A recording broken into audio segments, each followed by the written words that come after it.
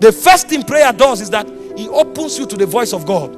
The second thing is that it brings the presence over you. The third thing is that it stirs the anointing in your spirit until it becomes a rod of authority.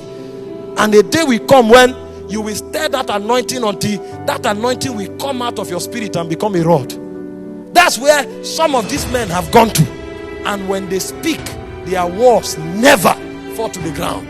Samuel, the Bible said in Samuel 7:12, it said the Philistines were tormenting Israel until Samuel came and planted a stone and called it Ebenezer. And when that priesthood was completed, he said from that day, the hand of God was perpetually against the Philistines.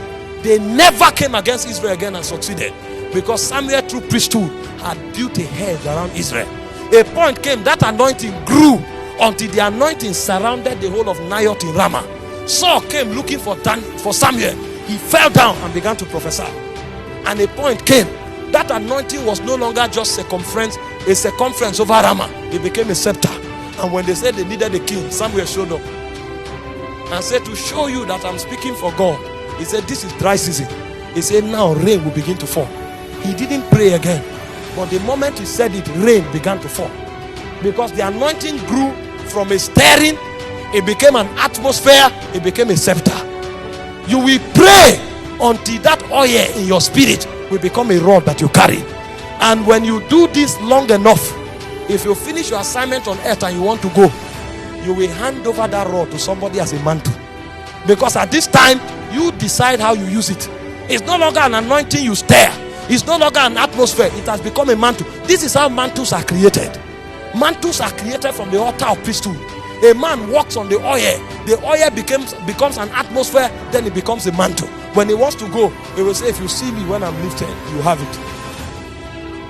If you see me, this is not something you do anymore. I have it. I can give it to you. And like joke, when the mantle fell, he caught it. He stood by the Jordan. He said, where is the God of Elijah? He hit it on the water. The water parted. The same thing that took Elijah years of crystallizing, he had given it as a token. You will not leave this world until the anointing in your spirit grows to be an atmosphere and grows until it becomes a mantle. Some of you, when you are leaving this world, that mantle will be so strong, you will hand it over to your children. That's why he said concerning a righteous man, he said he leaves inheritances for his children. It's not cattle, it's not goats. Jacob said, the angel of the Lord appeared to me, and after I engaged that angel, I became a prince.